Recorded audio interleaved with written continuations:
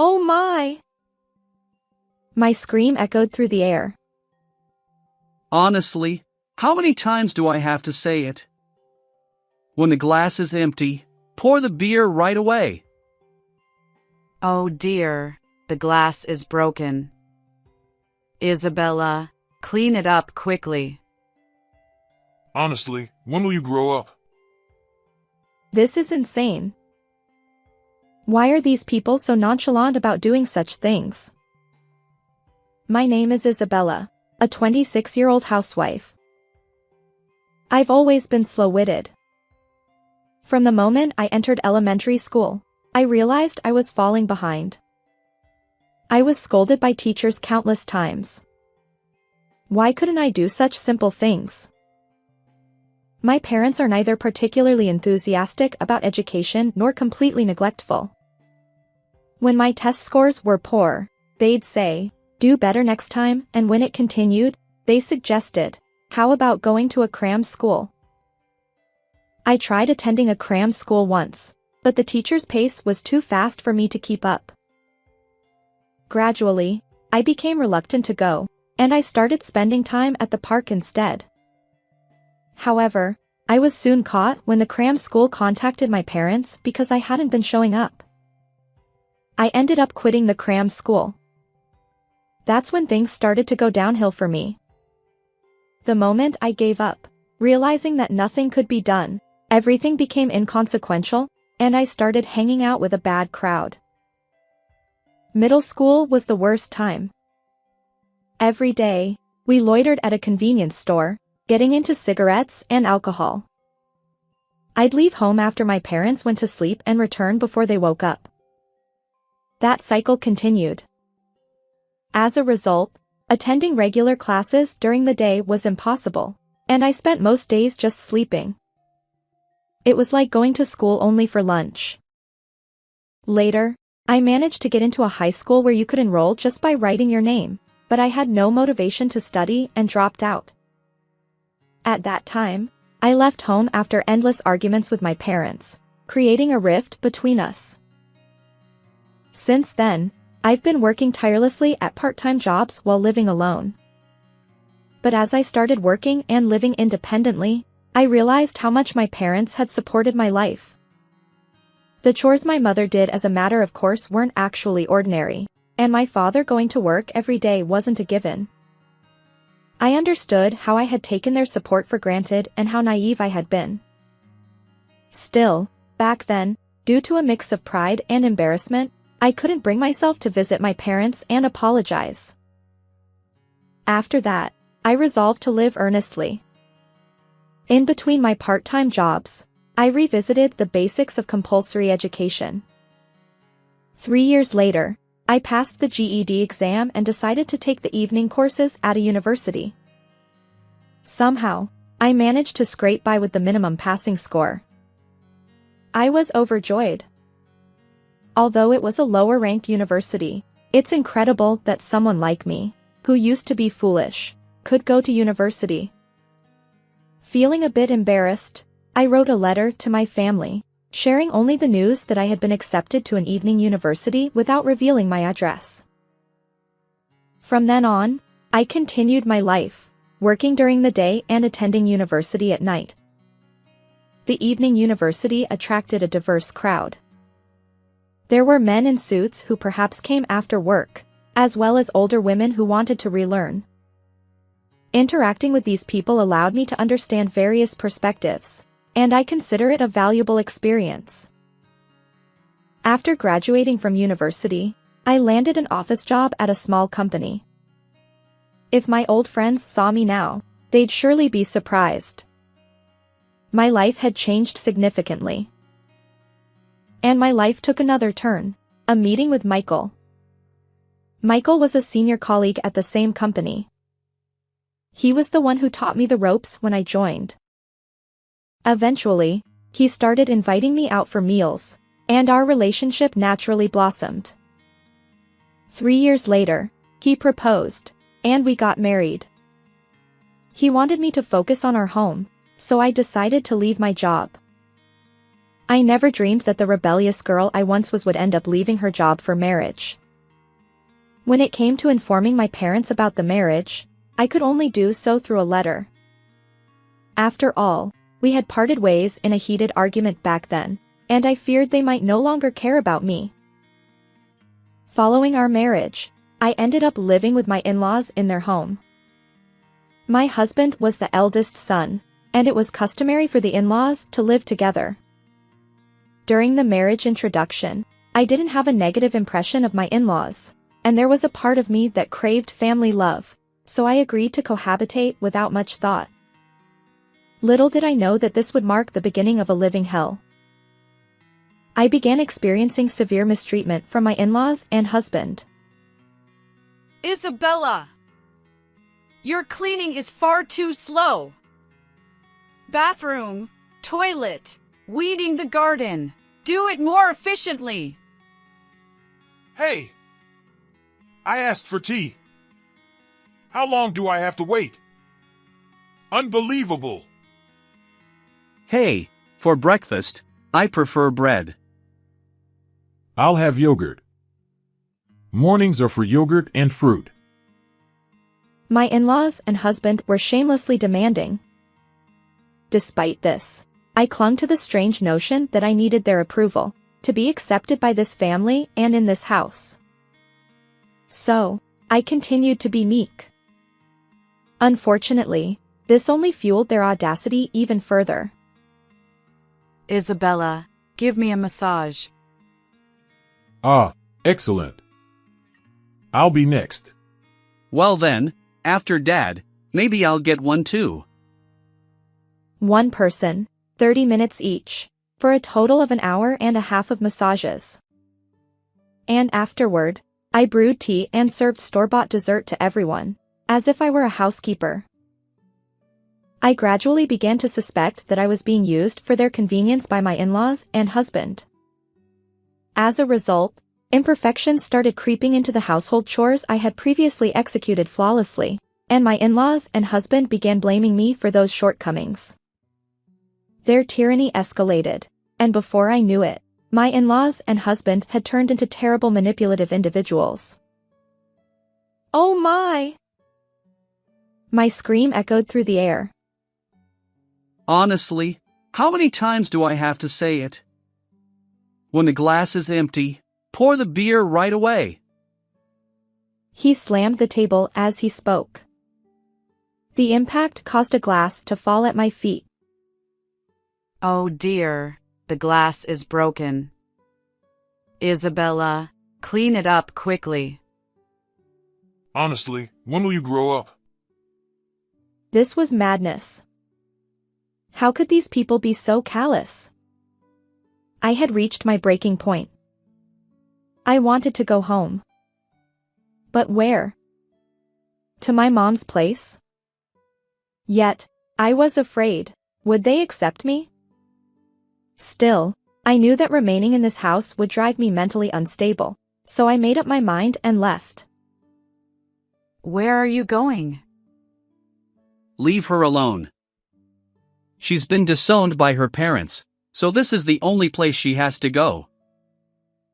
Despite my husband's words, I ignored him and left my in-laws' home. And after approximately 10 years, I arrived in front of my parents' home. As I hesitated to press the intercom button, a voice came from behind. Isabella. It was my mother's voice. Mom. The moment I saw my mother, tears welled up uncontrollably. She was also crying, and she embraced me tightly. She welcomed me into the house, and there, I met my father after a long time. Holding back tears, he said, "Welcome back." I felt overjoyed. My parents didn't harbor any resentment toward me. Even after I had left without a word, they warmly received me after a decade apart. Awkwardly, I recounted everything that had happened since I left. Both my father and mother praised me, saying, "You've done well." They were pleased with my letter updates as well. As for the matter with my in-laws and husband, They were furious on my behalf. They advised me to divorce that person without hesitation. A few hours later, I received a message from my husband. Where are you now? It's time to come back. I replied, I'm currently at my parents' house.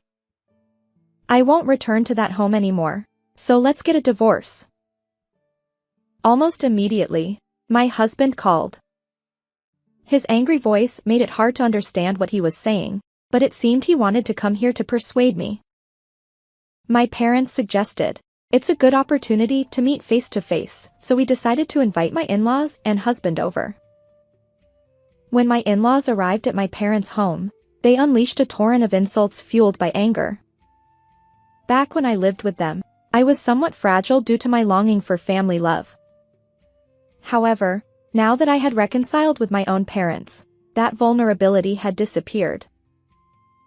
Without succumbing to their verbal abuse, I firmly handed them the divorce papers, saying, "It's pointless no matter what you say.